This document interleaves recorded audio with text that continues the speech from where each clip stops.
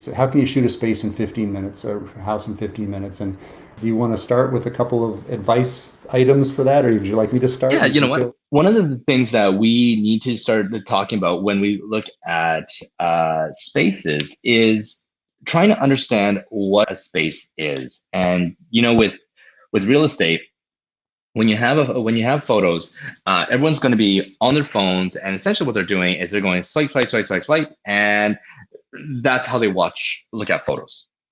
If that's the case, you want to make sure that all your photos are going to be conducive to that kind of action where people are swiping. And so when we start a shoot, we always say, okay, well, let's look at a house, and how do people want to see a house? You want to start with the exterior of the house first, and then you probably want to get into the entry, and you want to get into the kitchen next, and then dining and living. Bear with me. So we got the entry, the exterior entry, the kitchen. My handwriting atrocious. Sorry. The dining room and living room. And on each one, you want to be looking at it saying, well, how many front exterior shots should there be before I'm into the entry? So you start to think about these things and you start thinking, well, how much should I show? What we usually say is, well, let's do one of the exterior, two of the entry, and say six of the kitchen to start off with. And then we can do, three of the dining, and then the living room is a little bit more important. So let's do four.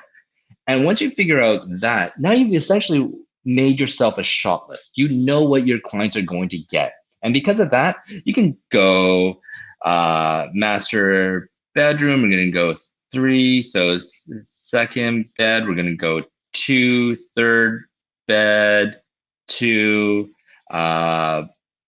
bathroom, one, and maybe there's an ensuite, and maybe the ensuite gets two, and it gets two images. But whatever it is, now you've got your shot list, and you can then say, all right, so for an average house, I'm going to give 1, 3, 9, 12, 16, 24, 26 photos. Okay.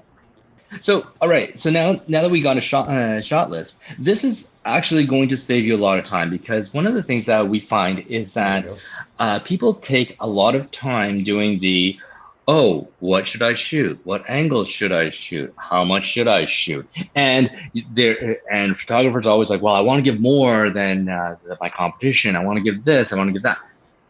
The thing is, the best thing that you can give to any client is consistency. So if you Mhm. consistently give the same amount, you know you're not overshooting or undershooting at any particular time. And keep those So you give expectations set right.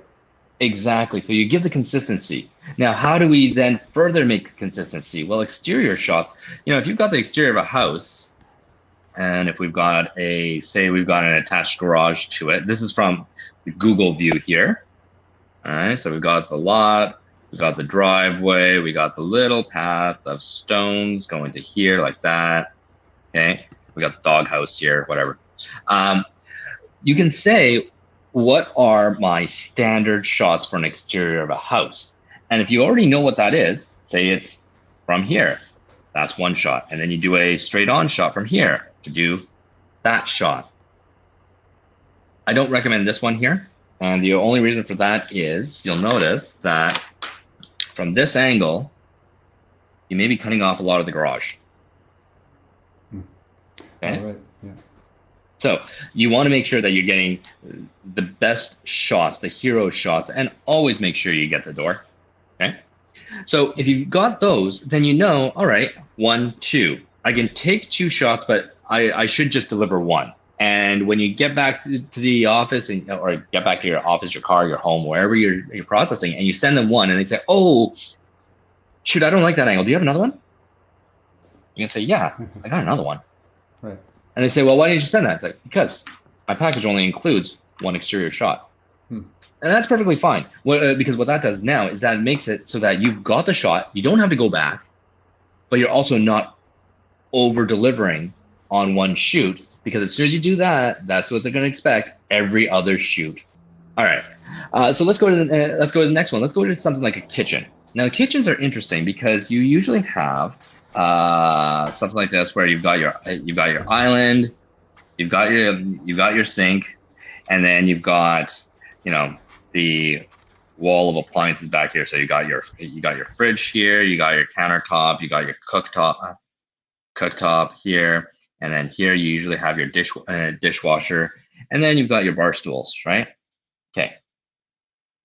With these, again, once you have your shot list ready, you can say, well, what are my 6 shots? Well, in any space, actually, before I go into my red will be my camera angles. Pink here. This is an important part here. Take a look at the space. The space itself needs to be defined. So if you define this as your kitchen, I don't care if your dining room starts here and you've got like, you know, and there are places that are like this where you've got your dining room table here, right? And you've seen those. As soon as you delineate where your kitchen space is, then you can start looking at it as one block. And we shoot these blocks based on the fact that, well, people are flipping through left, right, left, left, left, left, left, right? So the first shot you're going to want to show them is going to be the hero shot. So you might want to take it from here and do the hero shot this way. The next shot, it makes sense now. If this is the first shot, maybe this shot's going to be the second one. Or maybe it's going to be the one right here doing it straight on. Third shot over here.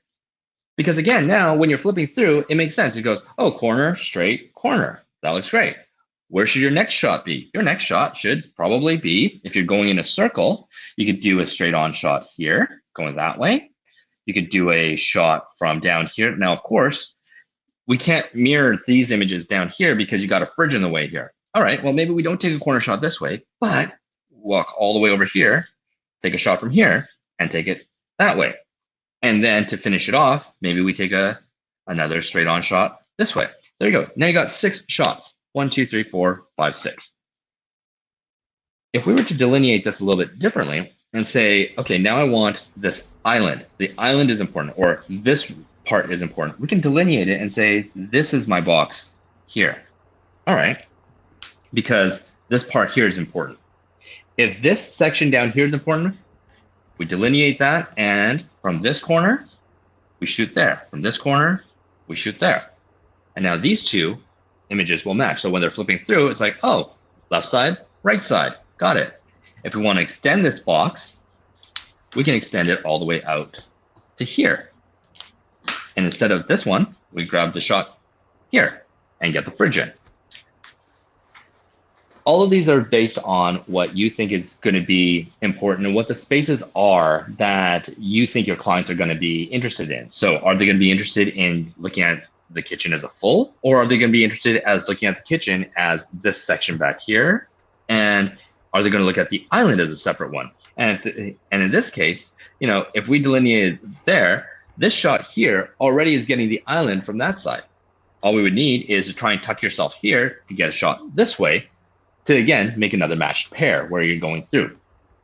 Now, so trick 1 for making sure that you get a place done right away is a shot list. Figure out what your shot list is going to be. Step 2 is understand where your shots are going to be taken from before you even get into a place. So you already know, hey, kitchen, I can take corners, I can take straight ons. Understand that first before going in. You already have an idea of what you're going to be getting. Next thing, let's get to angles. Okay. And this is the third tip that I've got. The third tip is keep consistent in what you shoot and how you shoot. And so, for example, if you think about a kitchen and a dining room, you've got your dining room table. That's roughly around a 36-inch table, right? And then you've got your counter height here, which is usually around a 40-inch counter height. When you're shooting for these, if you have your camera set up roughly around here, say around 48 inches, you're going to be able to see everything that is on top of the table. You're going to see on top of here, and you're going to get a nice overall kind of look of the entire place. So you set it at 40. You set it around 48. You got your camera. You got your bounce flash on here. You got your tripod, and then you've got your 5-foot for average height human being. I guess that's not average height, is it? But In it's Canada. where it's cold and we don't actually grow very high. Yeah. All right. It may be. But once you have that height set, it works out really well because now when you get back to here, well, guess what? You don't have to adjust your tripod height at all while you're going around. Now, here's the second thing. If you're shooting this at, say, a 19 mil here, you should be shooting at a 19 mil here and a 19 mil here, here, all the way around.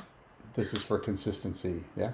Exactly, because you're flipping through that foam, right? You don't want it to be a 19 mil here and then a 35 mil here, because all of a sudden, what's going to happen is going to be like, like kitchen, whoa, zoomed in, kitchen. That one stands out, and what we don't want to have happen at any time is for anything to stand out, because would you say what if it's like an extreme case, like a detail shot, where that since it's you can do detail clearly shot. something different, it's clearly something different, so that wouldn't be so as jarring, right? When you're no, so if it is, what I would do is this. So for example, if you have humans are about patterns, and so you see here you got 5 Crayola crayons, right? And then all of a sudden somebody comes by and does this. Does that still seem like it's in a pattern? Okay. It still seems like it's in a pattern. It goes 1, 2, 3, 4, 5 crayons, and then boom, boom. Okay, we got flash, flash. All right, but all of a sudden, if I did this and threw a lens in it, there's no pattern anymore. You've lost the consistency. And so when you're flipping through, it's like, far away, close up, far away, close up, far away, close up. At an angle that's looking down on something, so that kind of screws people up. And the issue with that is you get it so that people start comparing, and they'll be like, well, I like the crayon better than the flash. The best way to do this is, if you do have details, is do all those room ones and then put the details at the end. So all of a sudden it's like, okay, room. And at the very end, it's like, oh, detail of the kitchen. Here's the detail of the range. Here's the detail of the fridge. Detail of the dishwasher.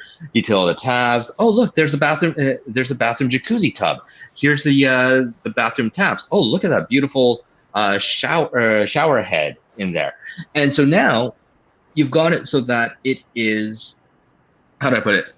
It's in an order. That makes sense. It's like when you go to the Apple store and you look at how they've organized everything on there. You've got your Macs, your Macs, and then your Mac's accessories afterwards. You don't go from like, here's your MacBook and here's a power adapter that you could buy. It would seem strange. You go and you put all the like things together, and then put all the other like things together, and then you categorize them and then put them out differently. So that is why you're telling a story. So if for anybody, I know a lot of real estate photographers go into business not really thinking that they're a photographer exactly, or they don't come from a photography background. But one of the things there are a lot of things that are consistent through any kind of photography. And what Rob's saying is you tell a story. And so you're telling the story of the house, and that can be as artsy or as technical as you want, and you find your own way. But you'll find the patterns, and it always needs to be attractive to the people that are the viewer. That's what you're going for. Exactly. And so I'm not saying don't take the 35 mil, but if you're taking the 35 mil, take the 19s, and then at the same time take the 35. But when you deliver it to your clients, and you've got this thing going here, then you put in the very bottom your details, and maybe you put in 5 images there, just so that now you've got that kind of consistency.